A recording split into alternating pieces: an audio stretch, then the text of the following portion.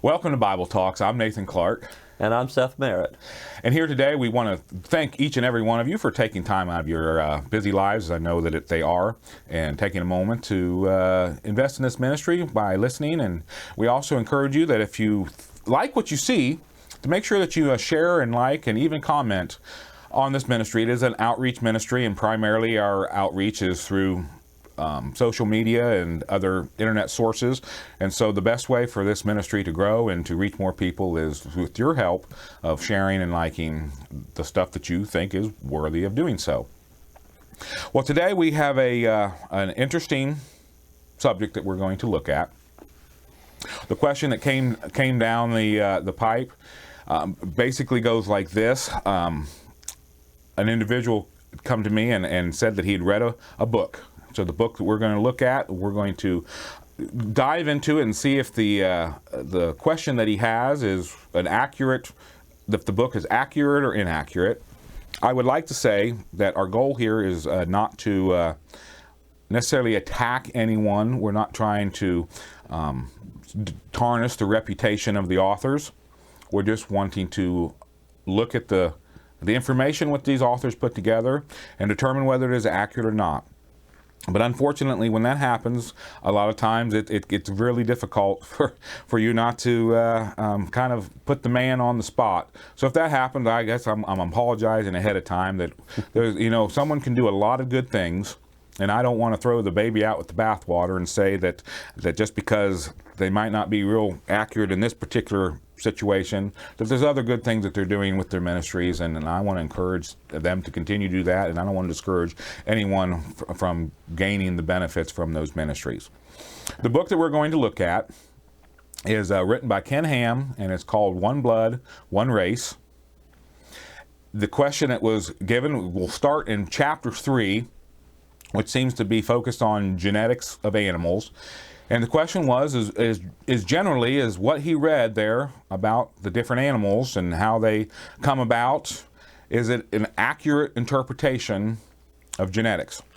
Now, this is obviously can be a sensitive subject.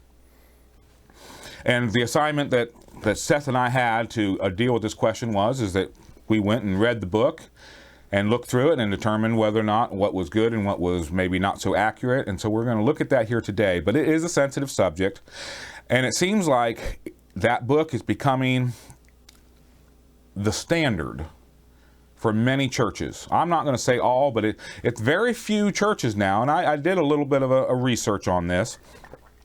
Very few ministers aren't standing or separated from where Ken Ham stands in this book.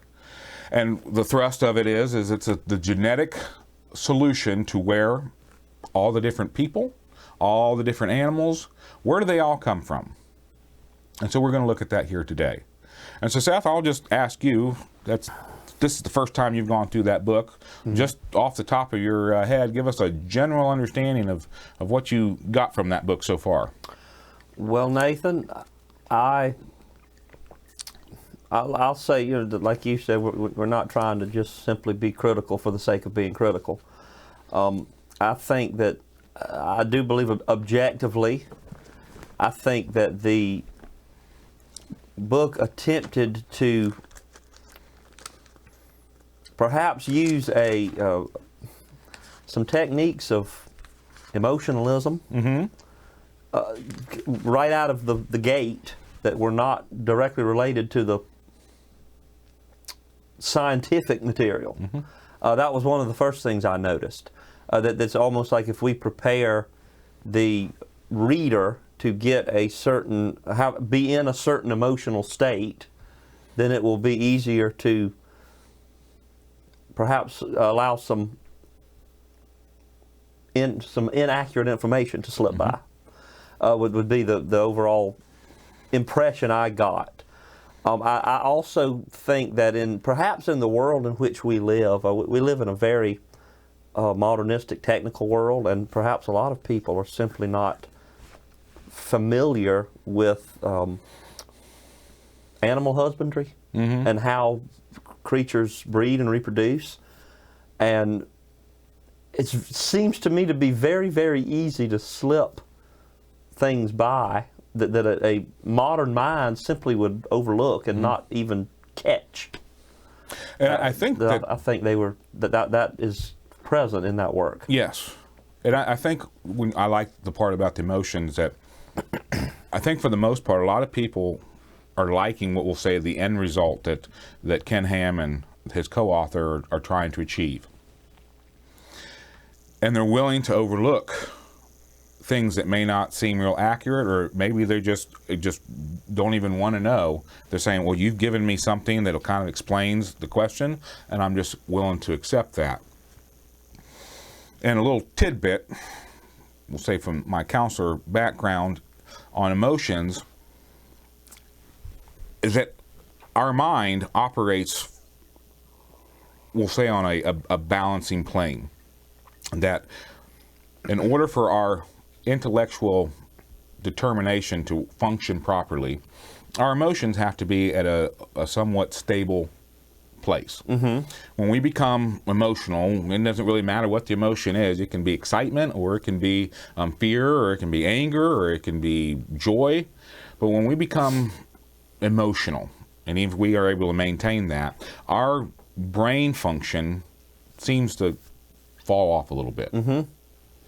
And I think that you're right, that if I wanted to push something that I knew wasn't really accurate, the first thing I'd want to do is kind of mess with the brain. see if I can't get that part to stop functioning fully. And so I want to put people into an emotional state. And I think the book definitely did a pretty good job. And we're going to look into that part of the book here in some of our future lessons here. But it did a pretty good job getting you to where you're really either angry, or you're really sad, or whatever. Everyone's going to kind of take away from that something different, but it got you emotional. And where we want to stand today, and this is a Bible lesson, so I've had my Bible here, mm-hmm. is in John chapter 8, and everyone knows these verses, but nonetheless, that's the purpose that I want to bring out here today. Is I have learned a long time ago that my personal emotions can really mess up the way I read Scripture. Mm-hmm. And it's not an easy thing to do, to say, well, I'm going to just look at Scripture without any emotion. It's just not easy to do. Well, Nathan, there's a person who is a salesman, for example, will tell you that one of the first things you do is try to get the customer into a certain emotional state to have a positive feeling about the product you're trying to get. You want them to get excited about it. Ooh, yes. Have that. That's one of the classic techniques of that mm-hmm. work. And our emotions are a part of who we are. But when it comes to, and so I'm not saying there's anything wrong with our emotions, but I'll tell you a story about my daughter many years ago, just to show you how easily emotions will cause us to do things or think things that we wouldn't normally do in a normal state of mind. We was at Walmart one time, and I would get paid every 2 weeks, and so this was the Friday that I had got paid, and so that was our shopping day. Well, what she didn't know was, or even my son, that we were going to go to Silver Dollar City that Sunday. So I was going through and I was buying extra things that I wouldn't normally buy because we were going to go to Silver Dollar City. She's pretty bright, especially in these kind of areas. Well, she started noticing things were coming off the shelf that Daddy didn't normally take off the shelf. And then it's kind of in the area of the treats and the sugary stuff. And so she began to ask the questions. What's that for? What are we doing? We have a company over, and she's one of those that won't drop things very easily. So about halfway through the shopping trip, I recognize I'm not going to be able to keep this secret from them long, and they're going to figure something out. So I'm going to go ahead and just tell them. So right there in the middle of the aisle, I went ahead and told them. I said, listen, we're going to go to Silver Dollar City this weekend. You could see in her eyes, brain function shut off. And she began to get real excited, not anger, it was just as joy, and started jumping up and down and making kind of a weird noise. And I'm looking around embarrassed, and her brother's looking around like, where can I go and hide? And she's just jumping up and down, not thinking about what she's doing. Her brain's not working. Once she got calmed down and she realized what had just happened, she turned beet red. because she realized that she did something that was not normal for that environment. So it doesn't really matter what the emotion is. If we get too much of it, it can really interfere with proper brain function. Yeah, absolutely. So I'm doing the very best that I can to operate off of this principle right here, and that is in John chapter 8. We'll start in verse number 31, and it says, Then Jesus, to those Jews which believed on him, says, If ye continue in my word, then ye are my disciples indeed, and ye shall know the truth, and the truth shall make you free. So obviously we see here the source of truth is God's word, and we see that truth is the source to freedom. Intellectual freedom is no different. And so that is what we want to look at today. If something is true, if I don't agree with it, I don't like it, it doesn't matter. And I would like to think that I'm willing to accept it. But I also want to throw that out there for the rest of the world. If one doesn't like it, but it's true, then if we want to find that freedom, I can't make anyone accept anything. Right. But if you're looking for freedom, then we need to find out what is true and what is not true. So all we're going to do here today, and maybe future lessons, and just determine is the information that has been presented to thousands upon thousands of people, Christians and non-Christians alike, through this book. Is it true or is it not true? And I believe that I believe that I'm a good subject for this case, because I've been tested by this very book. It goes back several years now. I was having a debate on this very subject, the very subject that this book is bringing out, and it was starting to get pretty intense. And the individual that I was having this disagreement with was I consider to be a very intelligent and well-versed in the Bible individual, and admire him a lot. And one day he placed this book into my hands, and he told me that in this book we'll have irrefutable evidence to support his position scientifically on the subject. So, because his position was a stark opposite of my position, I wanted to make sure that I was going into this book with the right heart attitude. So what I did was I took the book and placed it on my end table next to my bed, and I left it there for about a week. I trusted the man, and I'm not saying that he intentionally misled me in any way, but I really believe that what was told to me, irrefutable evidence, was going to be found in this book. And so I was already working through my mind, okay, what do I need to do to prepare myself for an ideological change in the way that I see the world around me? And I wasn't ready in that moment to do so. So I gave it about a week to think it through, and then I decided, okay, I'm ready to accept what this book is going to tell me. And then I opened it up and began to read it. And I found, as we're going to discuss here today, that the book did not stand on truth. It stood on something else. Maybe we're going to see what that is. But it didn't convince me. In fact, it convinced me that the position that was against me didn't really have a very strong position, and they weren't standing on science. They definitely weren't standing on the Bible, but they were standing on what you brought out, their feelings. They had something they wanted to be true, and they were doing anything they could to make it true. So let's just get started. Let's look into what. So we're going to start in chapter 3, because that's where the question originally began. So if you guys have this book or are aware of this book, or want to check out some of the information that we're talking about here today, you'll find it in chapter 3 of One Blood, One Race. And so I've got some notes here, so we'll just go ahead and I'll jump into it. We don't have time to sit here and literally break down this chapter word for word. It would be here quite a while. We would be here for quite a while. So I'm going to just hit some highlights. And right. I don't know what you brought with you today to hit, but what we want to look at is the factual science aspect of it, at least for today. There's a lot of philosophy in the book, and it's difficult to argue philosophy. I'm not saying that one shouldn't, But fortunately for us, chapter 3 deals more with their opinions of facts. And so let's just look and see if some of the things that they're saying are factual, are in fact actually true. So I think I'm going to jump in here where it's talking about some dogs getting off of the ark. And what Ken Ham in this particular chapter, I believe, is trying to bring out is that when we look out into the world today and we see all these different dogs, that all those dogs came from, I'm going to call them Adam and Eve dogs, the original parents, that all dogs came from just 2 dogs. And so let's see here. All right, so he has here, a wolf dog has 19,300 genes. Like all animals, they inherit 2 copies of each gene. And that's, of course, that is very accurate. 1 from each parent. Right. And we're no different. Our chromosomes, we get half of the chromosomes that we have are from our mom, and half of the chromosomes that make up our genetic package are from our dad.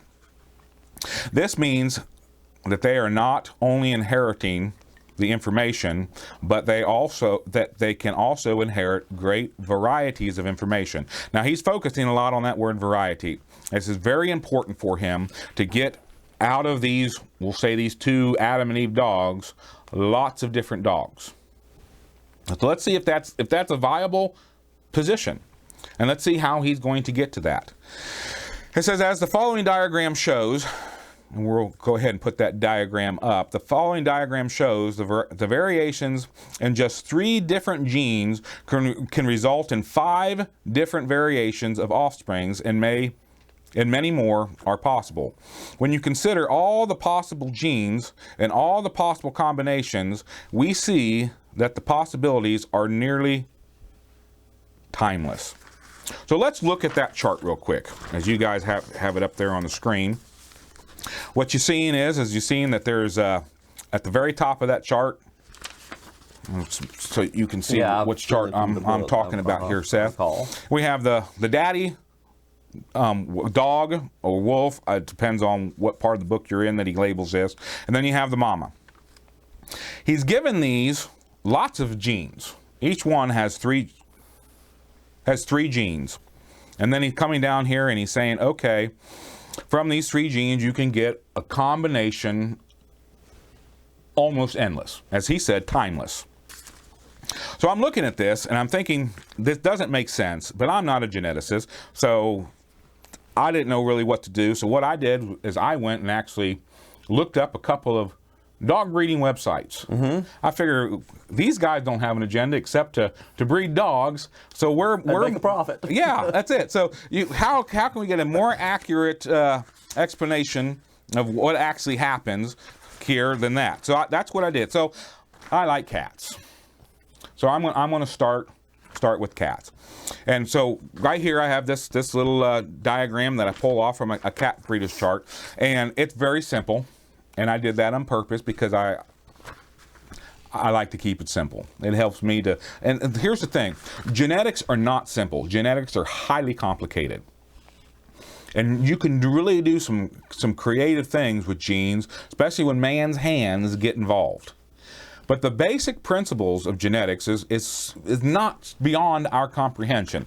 And so that's what we're going to look at here today, is that Ken Ham is making the claim that 2 dogs were created by God, and only those 2 dogs, and then from that came every variety of dog that we see in the world today.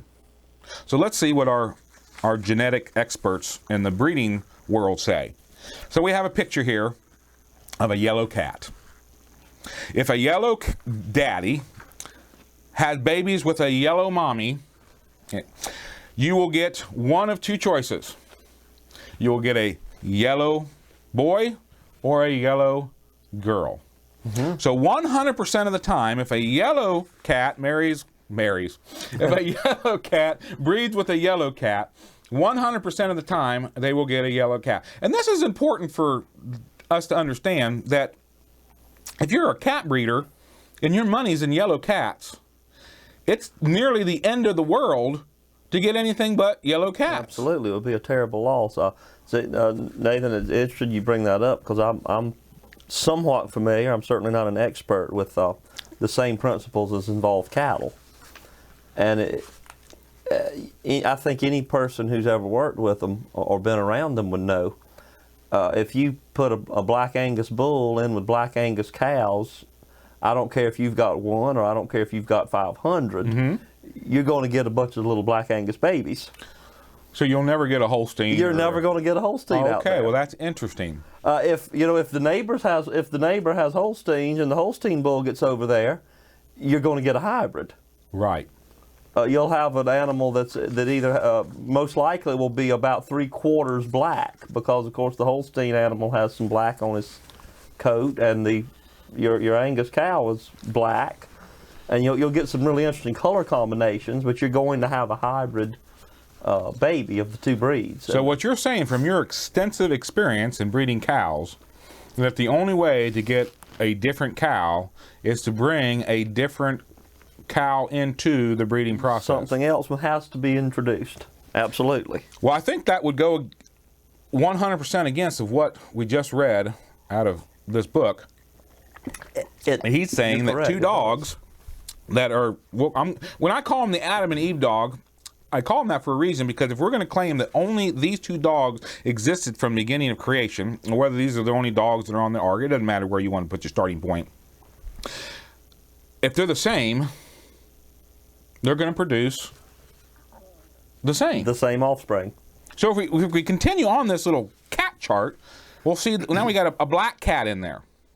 And if the black cat has a baby with another black cat, then you will have one of two choices.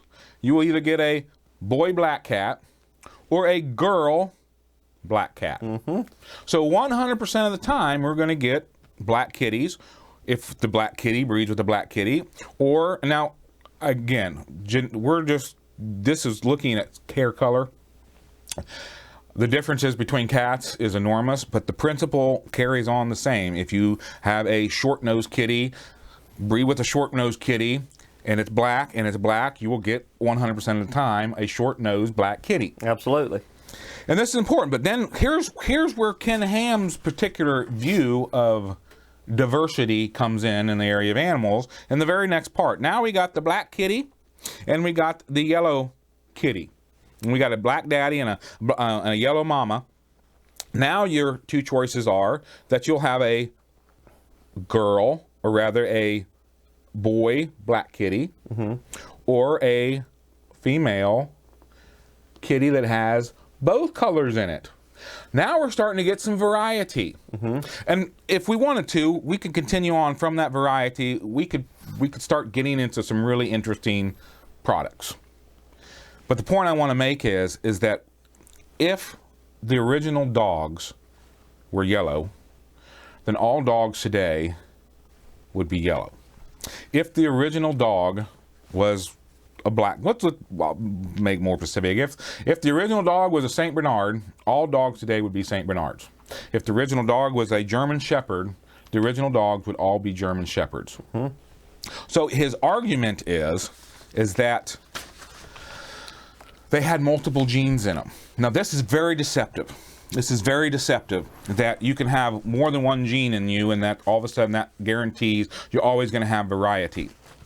So I got a little more specific chart here, and this one's on dogs. And this one actually breaks down the genes. So we're going to put that up for you. But what you're going to see here is, as the top of the dog, we have a two-colored, rather it's a tri-colored dog. So they've given it a gene, which is not really important, it's just given it a mark, and it's an AT from its mama and an AT from its daddy.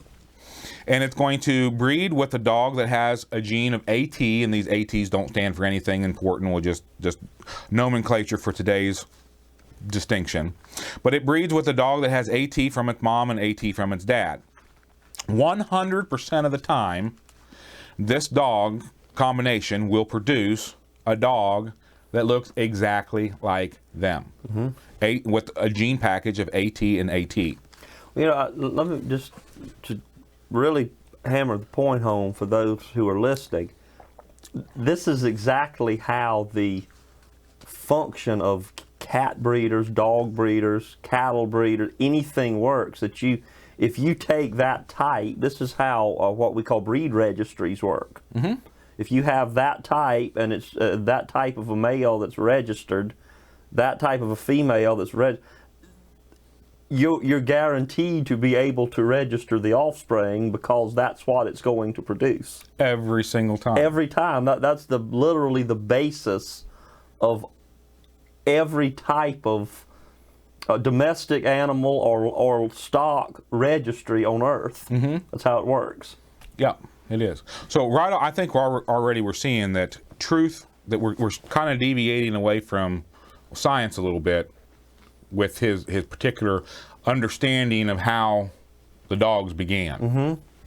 But just so we don't completely leave out, I want to bring out this one more. If we go down the list a little further on this chart, now we're going to see that the original dog that we started with the genes of AT and AT, is now going to breed with the dog that has AY and also AT in it. So that dog has got a variety of genes in it, which Ken Ham is making the claim that, okay, that's the kind of dogs that I'm talking. That's the kind of dog that God originated with. Now, first off, this is I guess we'll say a philosophy question.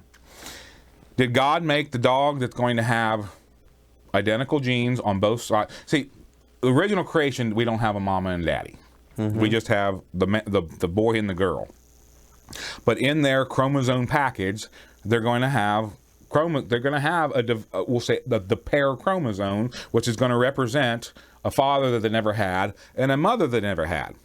So is God going to put in them a father they never had and a mother they never had that looks different?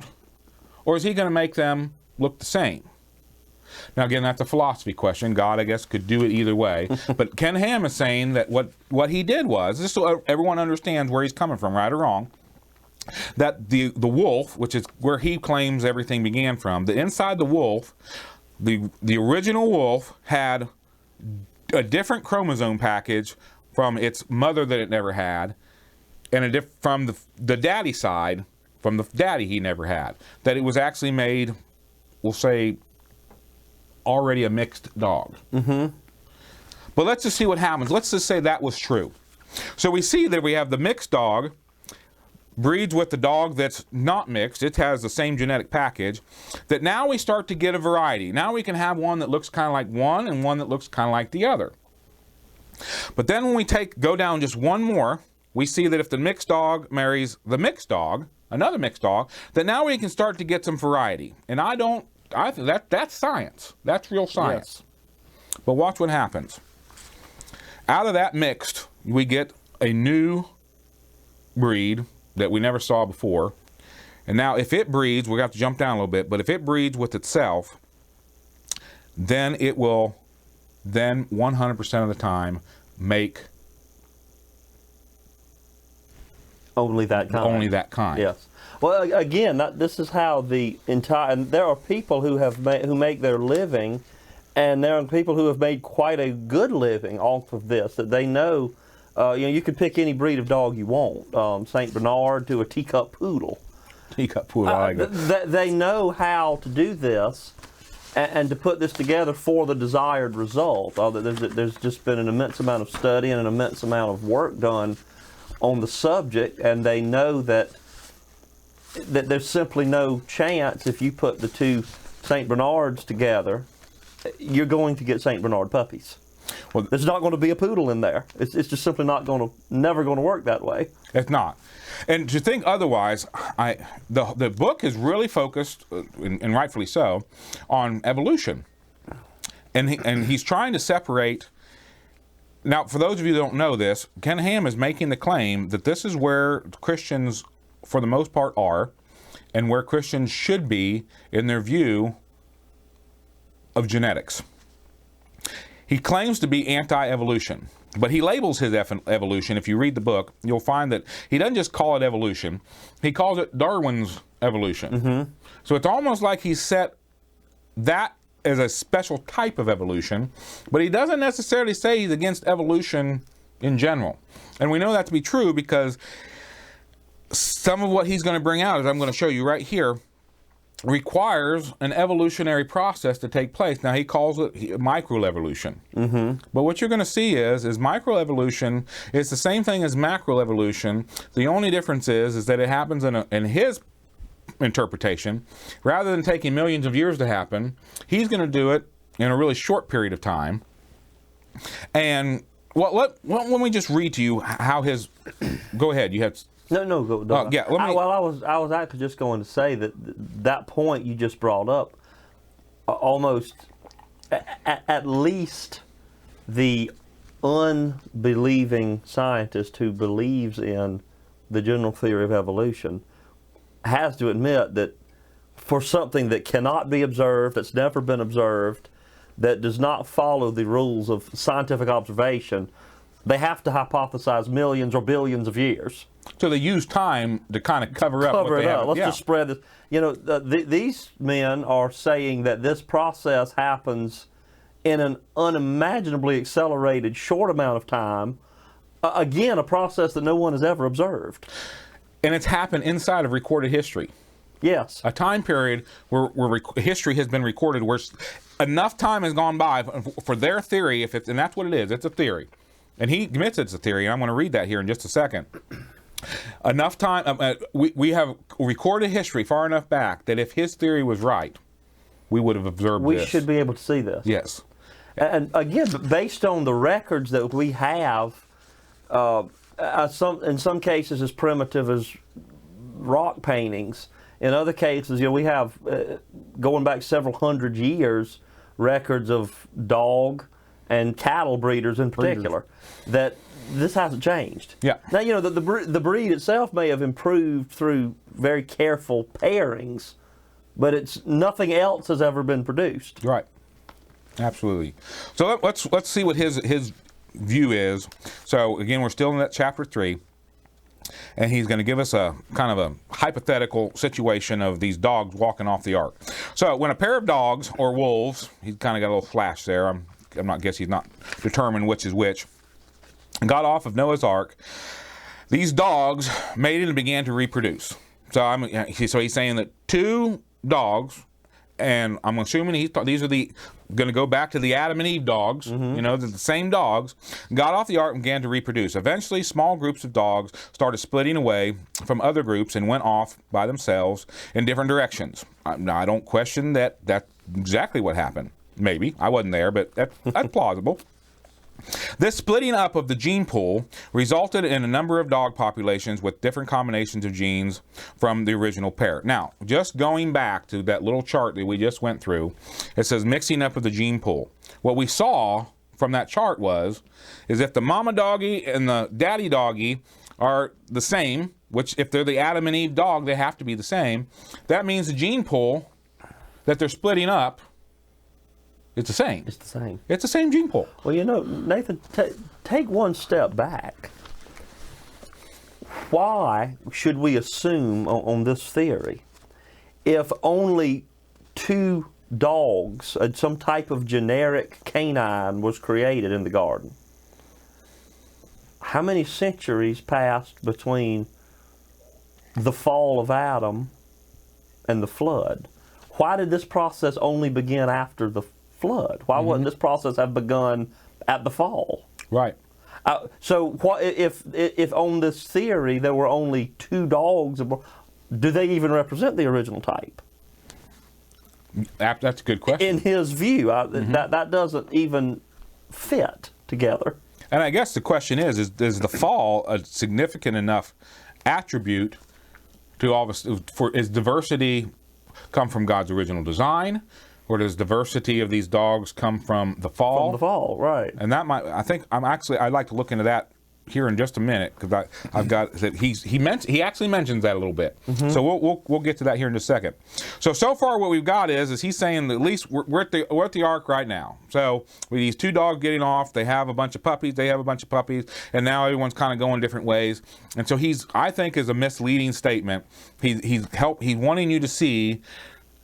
He wants you to picture all these different puppies all looking different. But as we just looked into the dog breeder situation, they should all look the same. Correct. If they're the same dog. So when God said 2 by 2 walked onto the ark, unless he's saying that one was a St. Bernard and one was a German Shepherd.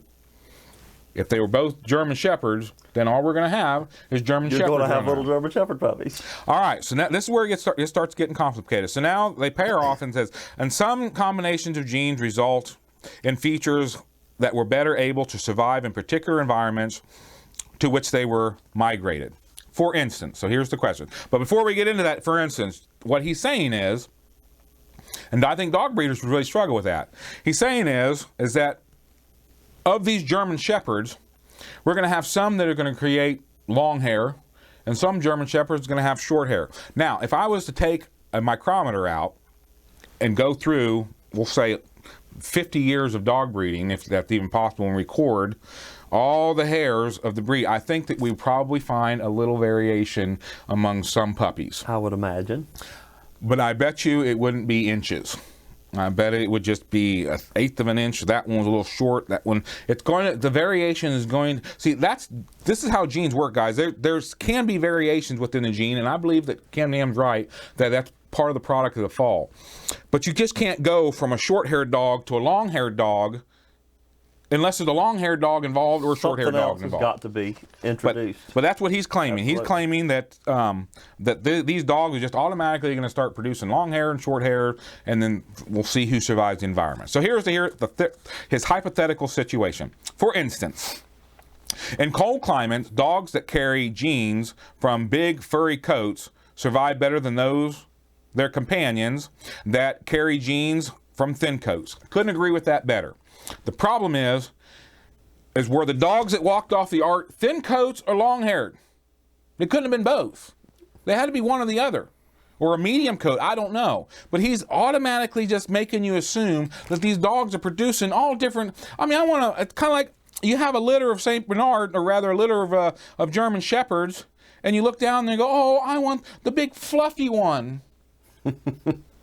Well, they're either all going to be fluffy or none of them going to be fluffy, unless we have something other than a German Shepherd involved in that breeding process. Right. But anyway, so that's what he's saying. These are all dogs. They're all looking different, which I think has already he's stepped outside of, we'll say, science. The big furry dogs were more likely to survive and pass on their genes. We're in a cold environment. Okay, the big furry dogs are more likely to survive and pass on their genes. The short hairs or medium-haired link dogs tend to die out of the population because it was too cold for them. So these dogs, we'll say this herd of dogs is going to come into this environment, and the ones that have short hair are going to die, and the ones that have long hair are going to live, and then the long hair is going to keep breeding, and then they're going to survive and then become a different dog. And in time, these populations end up having only genes for thick fur and none for the thin fur. These dogs became specialized to cold areas and displayed a diversity not displayed in the other original ancestors. So we kind of saw that in the little chart that I brought out, that the diversity can ultimately be bred back into a specific. The problem is that he's saying that ultimately we can end up with just furry dogs, no thin-haired dogs. But how can we end up that but start with diversity? He's adding in there a piece of the puzzle, and he's not being honest with us. He's telling you that we can get down to something that can't be changed, but it starts with something that can be changed. It sounds to me like, if I can be, perhaps just to make a quip, he's got a missing link somewhere. He does have a missing link.